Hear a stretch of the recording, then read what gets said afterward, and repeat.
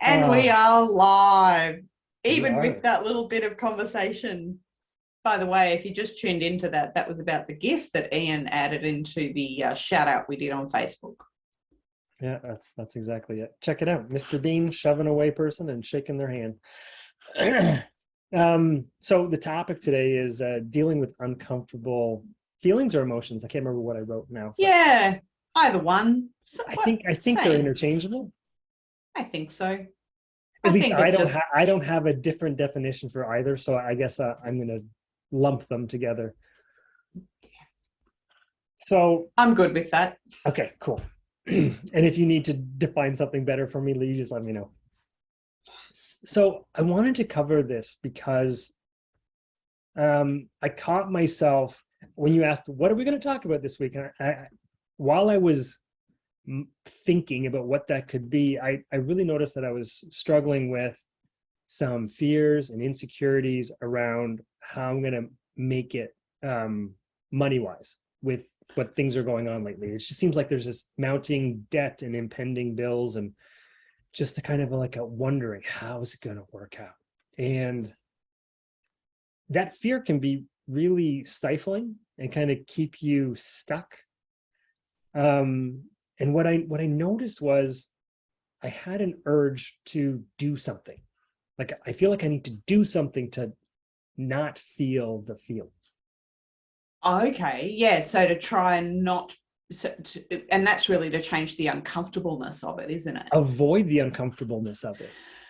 So I noticed myself wanting to do. What can I do that's going to fix this? And then my mind trying to like find the solution right away. And I found myself craving food. And I got a time where I'm not really hungry.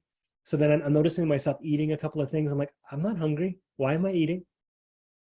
And then I started searching like temp part jobs on like classifieds and stuff like that, and all out of fear, right? And fortunately, I've been doing a lot of reading about like the processing of emotions and kind of like the constructs that we make up to avoid feeling the feelings. Yeah, because that's quite regular, isn't it? That we just don't want to feel. It's quite bizarre in a way because we're human beings and that's part of what we exist in is feelings. And yet, we run away from them all the time. So, like I said, fortunately, I've been doing a lot of reading on that particular topic. So the book that I'm currently enthralled with at the moment is asking me to witness the feelings. Not necessarily do anything with it, but just to feel the feeling.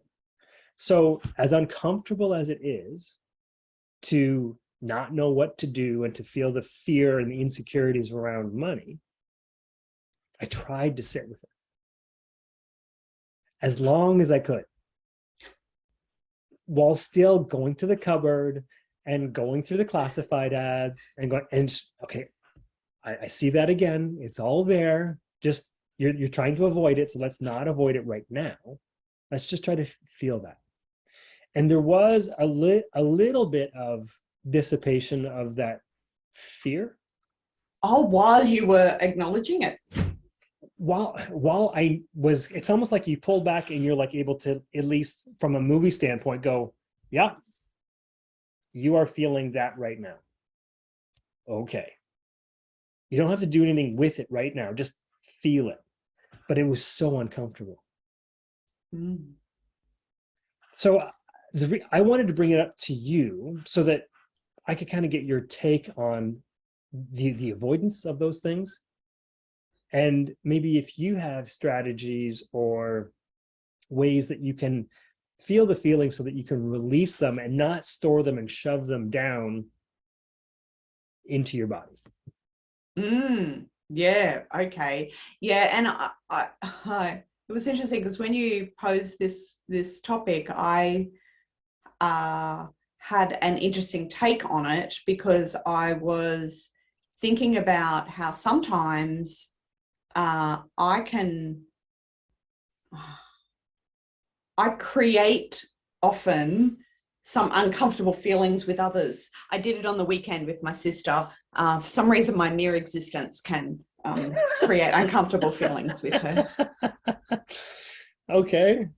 I don't believe you. I think that's their shit. But however, you Well, let me exactly. you let me know how you impose your will on them to make them feel a certain feel. Okay. Yeah, yeah.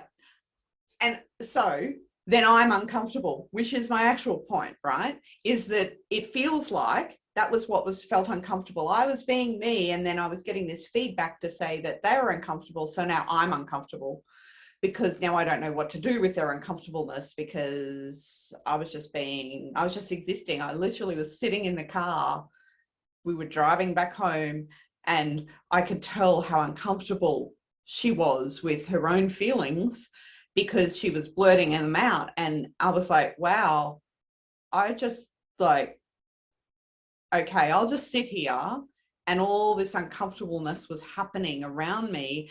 And I'm like, I don't know if I like this. I don't know if I'm up for this.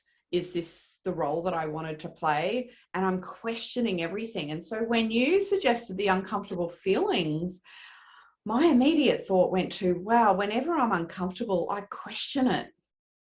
I question whether it's something that I feel right in, or whether I want to actually sit with it or not.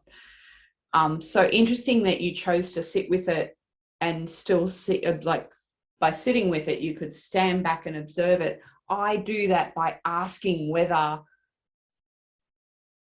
I want, like I question it. I go, okay, so I'm uncomfortable. Like almost, why am I uncomfortable? Mm-hmm. Am I uncomfortable because they are? Am I uncomfortable because I am? Because those uncomfortable feelings, in every scenario that I can think of, it involves another individual, at least one individual. And so I personally find that often my uncomfortable feelings is actually a result of them, not me. Or your reflection of them, their discomfort with you. Yes. And so then I question it. So I question whether it's actually valid. That's the first thing I do, because I have to establish where it's coming from. And I think that's an important one to do, because if we go with the assumption that it's yours and you own it, mm-hmm.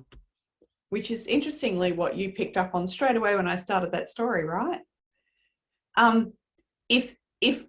If I own it, then I can step back and look at it. But that's with the assumption that I own it. Mm-hmm. But often I don't.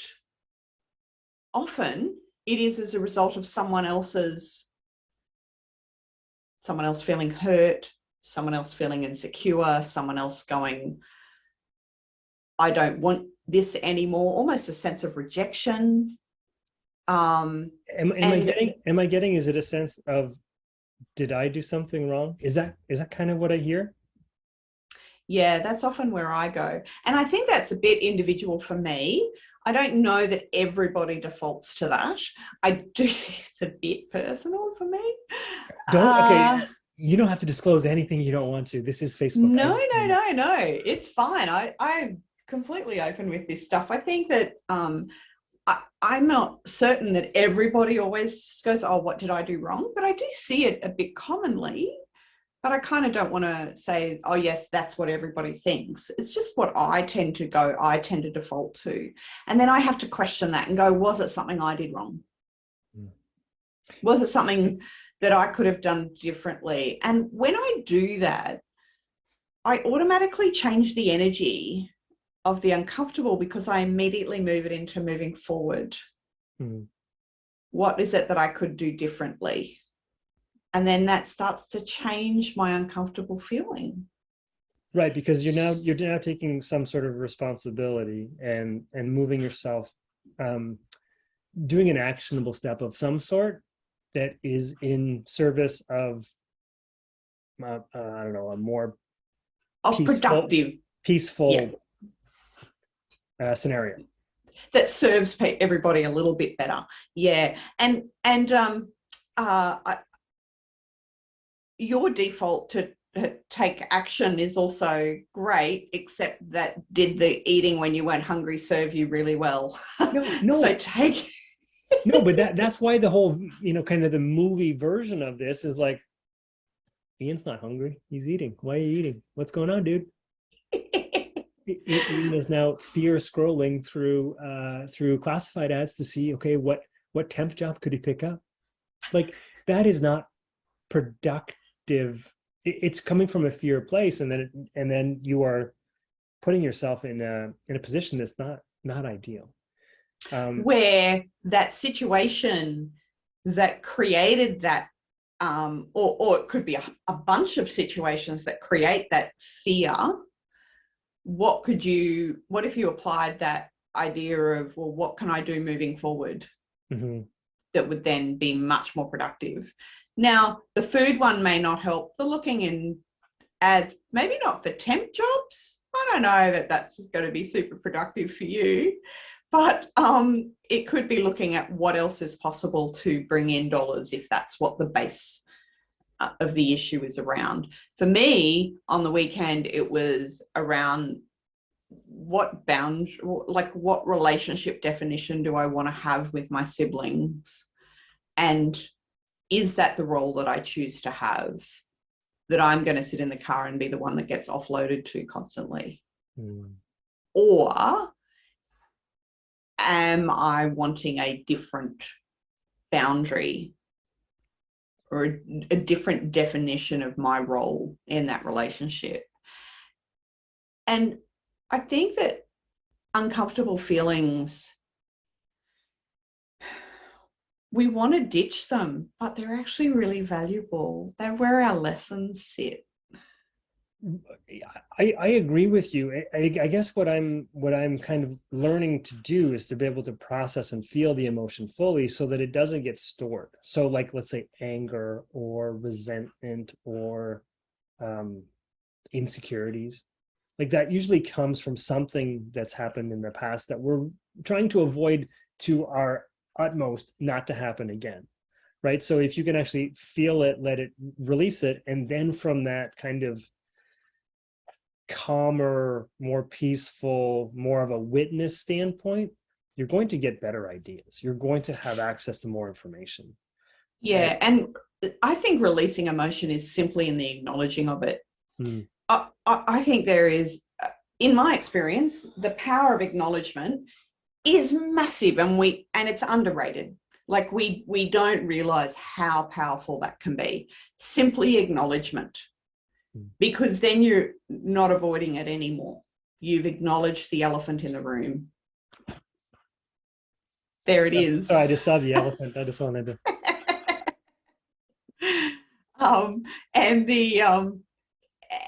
And once that's done, then you can't avoid it anymore. Yeah. And that's the only time that things get buried, either in our physical body or in our emotional body, is when we avoid it and we don't face up to it. If we can face up to it, which is another way of saying acknowledging it, it doesn't get buried. Yeah, I think it's the sweeping under the rug that gets us in trouble. I gotta get moving. I've gotta do whatever else I need to do to not feel that, and then you ignore it for another 2 weeks, and then it comes back again. Well, yeah, and I watched this in action actually yesterday with someone else. I was doing some training yesterday, and what I discovered was that as I was explaining different profiles and how they function in the world, you could see people start to get a little bit uncomfortable in their seats because they were being seen. And sometimes particularly with profiling, when you get seen, it can feel really positive. It's like, oh yes, I'm just like that. I'm really quite happy with when people see me like that. Like I'm the loud, talkative one, or I'm the one that loves to, or I'm the one that loves to care about other people, and that's what I do. But when you also highlight that in that, also in that package comes these, oh, maybe you run late because you're busy being the life of the party, and so you forget that there are other commitments that need to be attended to, or that there's this opposite to the really good stuff. That's when people start to get uncomfortable in their seats, right? Because then they're being seen for both the good and the perceived bad. And I think that's all the uncomfortable feelings are, is when we feel like something's gone wrong, or it's not good, or it's bad. There's this negativity. Yet really, the negativity is an opportunity. Yeah. It doesn't, it's so not a bad thing. It just is allowing more opportunity and more openings to learn more. So if I go back to the people that were feeling uncomfortable in their seat yesterday, by the end of it, they were no longer uncomfortable. They were like, I saw the acceptance happen. Oh yeah, I'm like this, therefore I'm also like this. And that's okay. Yeah. And once they could acknowledge that, they were good to go. Yeah, I think that's the growth, right? When you're willing to look at it and see it for what it is and not judge it, you have the opportunity to shift it and move it. When you were saying like there's the good and the not good and the bad, but whatever that version of it, a colleague of mine and I talk about this as opening up and closing down. So there's not one, your attributes aren't good or bad. They're like, they open up possibilities and they can close down possibilities. Like the one that I used to use when we described this to people was my sense of humor I used to think it was all good, right? And then when I started to analyze it, I realized that okay, it's not always the best time to make a joke, or maybe it'll offend some people. And like, so I started seeing like the downside to a bunch of these things. But then I was able to then use it for good. I could use it strategically as opposed to all the time. And so I was able to analyze those good attributes and the bad attributes, and then change them into what does it open up and what does it close down. And it gives me more of a well-rounded view of myself with less judgment. And that served my growth. Okay, so here I want to jump back into, you were asking me for the insight for this. You've actually got it right there. When you're looking at uncomfortable feelings or emotions, what's the opening and the closing? In exactly what you described there. What does that uncomfortable feeling open up, and what does it close down? Well, it opens up a possibility for learning and growth in this particular subject, because it's something that I think, not knowing that I had been avoiding it, I picked up a behavior that has served me and making me feel better, whether it was eating some food or trying to do something to fix it right away from the wrong place. Being able to sit back and witness is serving me and learning more about myself, so that I can make a different approach to it next time, as opposed to just kind of pushing it aside and then powering through whatever. And do you think that there's an element of accepting that we actually just don't get it perfect all the time? What? I know I thought I'd just put that out there as a, idea. But the thing is, the perfect thing is a judgment, right? Like to get it right, right? Yeah. It's not to make it all comfortable all of the time. Can I make it comfortable all the time for just a little while? Well, isn't there that lovely saying, this too shall pass? Yeah, I'm waiting. But you're right, there's definitely opportunity for growth there. And that's how I viewed a lot of the what I would have deemed to be challenging situations in my life, or uncomfortable times. There has been tremendous growth and learning that have stemmed from that. It's just sometimes hard to see in the moment. You don't, because you're mired in the weeds and the fog and the not feeling so good, and that's a tough place. However, that witnessing piece has served me to at least pull back and detach from it momentarily. And the other thing I think in that witnessing, sometimes you do need a conversation with someone else to be able to witness it. And this is a great case in point, because I when I decided I'm going to throw this one out to you, I really didn't have the answer for what this 30-minute session would look like, or conversation would look like. So I was like, this is actually going to be a little uncomfortable, because I don't even know how I want to express it. Like frame it. Yeah. No. Right. So I'm like, I'm going to have to just trust Chris is really good at this, and it's going to work out, and we're going to have a good conversation, and I'm going to learn some things, and she's going to learn some things, and hopefully people out there will learn some things too. And maybe they won't feel so lost in their uncomfortableness in whatever they're struggling with from a feeling perspective. And that we try, I mean, we've spoken about this a lot, but it comes back to, we think we have to do it all on our own. We kind of feel this weird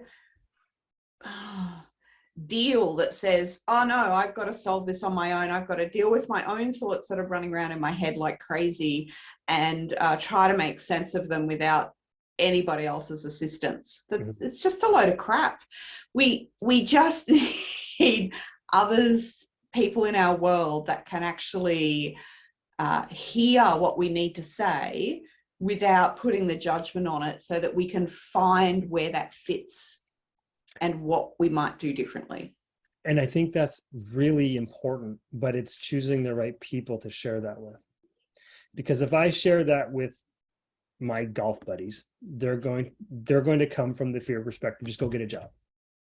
Right. But speaking to someone like you, who has more of a broader, more open vantage point with no attachment to me and my outcome, you can help provide some observation and ask some nice questions that'll help me kind of reanalyze and reframe my situation from that disconnected viewpoint, as opposed to someone who's like, this is what you got to do, and you got to fix it like this. Yeah.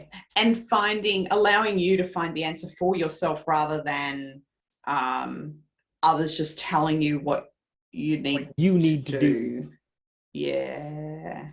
Which is so common, isn't it? When we have, it's a bit of a fine line when you ask, and we don't always directly ask someone for advice, but we start a conversation with an implication that we want their advice. But often we're not actually wanting their advice. The best thing we can provide, like other people can provide when we're in that circumstance, is pure listening. That's it. Like just listening. Because when we've got lots of stuff going on in our head and we can't make sense of it, we just need a way to get it out. If that isn't an option, if people are finding that they don't have, let's call them effective people around them to help with that listening. That was very, very discreet. I like that.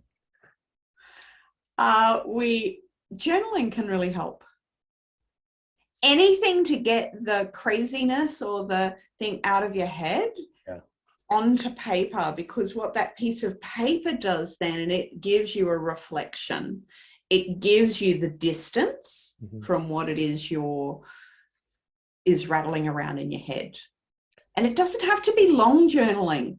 I always get this reaction when I mention journaling, that it's got to be a page and a half or 10 pages worth of journaling. I journal every single day, and it's 3 lines. That's it. And just to get things out so that I can see what that is away from me. In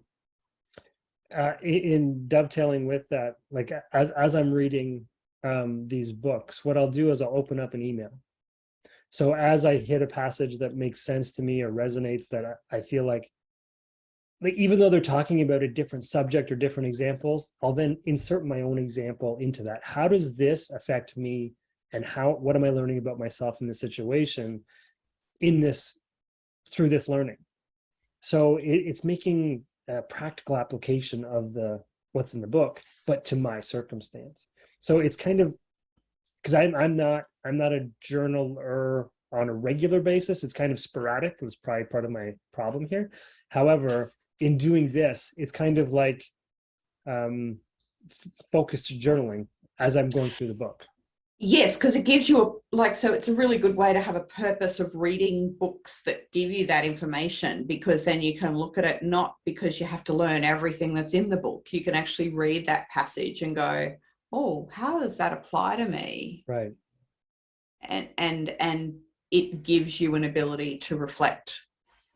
Yep, because it's already pre-written, isn't it? It's almost pre-journaled. Right. And I've also noticed that when I get to do that, it opens up kind of an inspirational window for other ideas. So it's just another email that I'm writing, what was inspired. And it could be completely unrelated, but it's relieved the block or removed the blockage to allow me to channel the information that's important or that's exciting to me in this other avenue. So I think that just speaks to getting it out of your head, getting it on paper or text or whatever, so that you can access the information that is valuable to you now. So that's 3 ways that we've got to get to deal with or acknowledge uncomfortable feelings. One is to talk about it. Well, one is actually to acknowledge it first. Second is that we talk to someone that can be effective in listening with it. Journaling it, we've got 4 things. And then actually reading some kind of book. And it doesn't have to necessarily be a self-help book, just a book that allows us to read the words already there and relate it to what we're feeling. Mm-hmm. So not a romance novel, or probably maybe not the 50 Shades of Grey. Yeah, no. Yeah, no, probably not. That may have been on the list of the things that I was using to avoid the feeling to begin with, right? Like I assume that's a way that a lot of people avoid feeling different sorts of emotions, right? It's an escape, isn't it? Yeah. So I'm curious, whoever's listening, depending on how much you want to share, like what feelings are the ones that you avoid, and like what's your go-to escape? Or do you do any of the practices that Chris and I have talked about here? Yeah, that'd be great to know, wouldn't it? Because I know mine is I did it wrong. That one seems easy to get over. Maybe because it's not mine, right? I don't have to own that one. Yep. Awesome. Fantastic. Thank you for this, Chris. This was very helpful. Awesome. Was it as uncomfortable as you imagined? I have to ask that before we close the Facebook down. Okay, so that's always a thing, right? You're like, oh, I don't know how this is gonna go. Is it gonna be a good enough topic? Is it blah blah blah blah blah?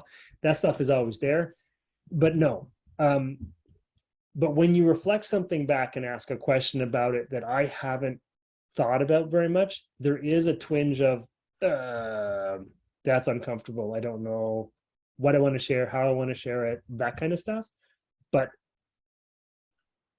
always less scary in real life than I have made it out to be. Let's put it that way. And I think that's actually a lovely statement for this whole topic. So you don't have to watch the first 29 minutes. You can just watch the last one. Exactly. If you made it this far. All right. Thank you again. All right. See you soon. See you in a couple of weeks. Bye.